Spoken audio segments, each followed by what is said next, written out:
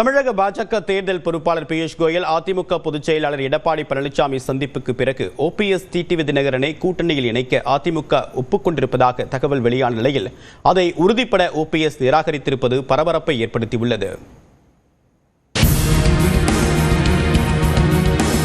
தமிழ்நாடு பாஜக தேர்தல் பொறுப்பாளராக அறிவிக்கப்பட்ட பின் சென்னைக்கு முதன்முறையாக வந்த பியூஷ் கோயல் இணை பொறுப்பாளர் அர்ஜுன் ராம் மேக்வாலுடன் சென்னையில் பாஜக மையக்குழு கூட்டத்தில் பங்கேற்றார். அதே சமயம் சென்னையில் தனது இல்லத்தில் மூத்த நிர்வாகிகளுடன் ஆலோசனை நடத்திய அதிமுக பொதுச் செயலாளர் எடப்பாடி பழனிசாமி எம்ஆர்சி நகரில் உள்ள தனியார் விடுதியில் பியூஷ் கோயலை சந்தித்தார். 2.5 மணி நேர ஆலோசனையில் மூத்த நிர்வாகிகளான KP முனுசாமி, திண்டுக்கல் சீனிவாசன், SP வேலுமணி, தங்கமணி ஆகியோரும் பாஜக சார்பில் மத்திய இணை அமைச்சர் எல் முருகன், அரவிந்த் மேனன், நயினார் நாகேந்திரன் உள்ளிட்டோரும் பங்கேற்றனர். கூட்டத்திற்கு பின்னர் செய்தியாளர்களை சந்தித்த பியூஷ் கோயல் பிரதமர் மோடியின் வழிகாட்டுதலின்படி தேசிய ஜனநாயக கூட்டணி ஒரே குடும்பமாக செயல்படும் என்றார். Very confident that NDA will have a sweeping victory in the 2026 elections that Tamil Nadu has suffered under the corrupt regime of DMK. It is important for the people of Tamil Nadu to get a good government. திமுக ஆட்சியை அகற்றுவதற்கான திட்டம் குறித்து ஆரம்பகட்ட பேச்சுவார்த்தை நடத்தியதாக EPS தெரிவித்தார். தமிழகத்தில் நடைபெறுகின்ற சட்டமன்ற பொதுத் தேர்தலில் அனைத்து இந்திய அண்ணா திராவிட முன்னேற்ற கழகம், பாரதிய ஜனதா மற்றும் தேசிய ஜனநாயக கூட்டணியில் அங்கம் வைக்கின்ற கட்சிகள் ஒருங்கிணைந்து மக்கள் விரோத திமுக ஆட்சி அகற்றப்பட வேண்டும். அதற்கான திட்டங்களை நாங்கள் இப்பொழுது ஆரம்பகட்ட பேச்சுவார்த்தை நடத்துகின்றோம். இந்த கூட்டத்தில் OPS மற்றும் டிடிவி தினகரனை தேசிய ஜனநாயக கூட்டணியில் இணைக்க EPS சம்மதித்திருப்பதாக தகவல் வெளியானது. பாமகவில் தந்தை ராமதாஸ், மகன் அன்புமணி இருவரையும் சமாதானப்படுத்தி கூட்டணிக்கு அழைத்து வருவதாக அதிமுக உறுதி அளித்திருப்பதாகவும் பேசப்படுகிறது. தேமுதிகவையும் கூட்டணியில் சேர்ப்பது பற்றி பேசப்பட்டதாக தெரிகிறது.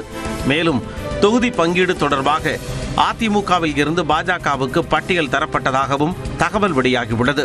இதில் மொத்தமுள்ள 234 தொகுதிகளில் 165 முதல் 170 தொகுதிகளில் அதிமுக போட்டியிட திட்டமிட்டுள்ளதாக கூறப்படுகிறது.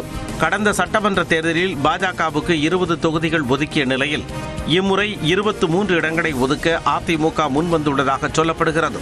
ஆனாலும் பாஜக தரப்பில் 40 இடங்களுக்கு குறையாமல் போட்டியிடுவதில் உறுதியாக இருப்பதாக கூறப்படுகிறது. பாமகவுக்கும் 23 தொகுதிகளை ஒதுக்க அதிமுக தயாராக இருப்பதாக தெரிகிறது. 2024ஆம் ஆண்டு தேர்தல் முடிவுகளின் அடிப்படையிலும் தேமுதிகவுக்கு 6 தொகுதிகளை தர EPS முடிவு செய்துள்ளதாகவும் கூறப்படுகிறது. அதிமுகவில் சேர்க்காவிட்டாலும் கூட்டணியில் அமமுகவுக்கு 6 இடங்களையும் OPS தரப்புக்கு 3 தொகுதிகளையும் தர EPS தயாராக இருப்பதாகவும் தகவல்கள் தெரிவிக்கின்றன. தமாகவுக்கு 3 தொகுதிகளை அளிக்க அதிமுக முடிவெடுத்துள்ளதாக கூறப்படுகிறது.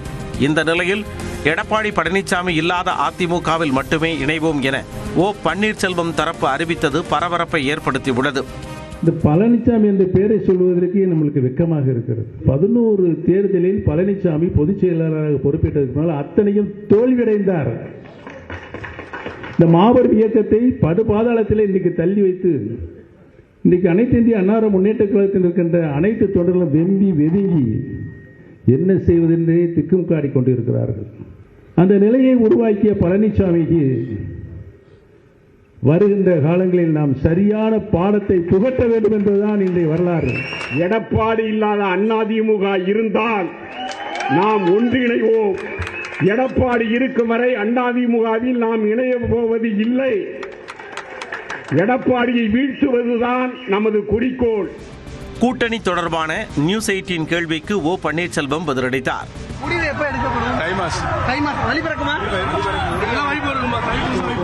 தேசிய ஜனநாயக கூட்டணியின் அழைப்பை OPS நிராகரித்த நிலையில் டிடிவி தினகரனும் விரைவில் முடிவெடுப்பார் என தெரிகிறது.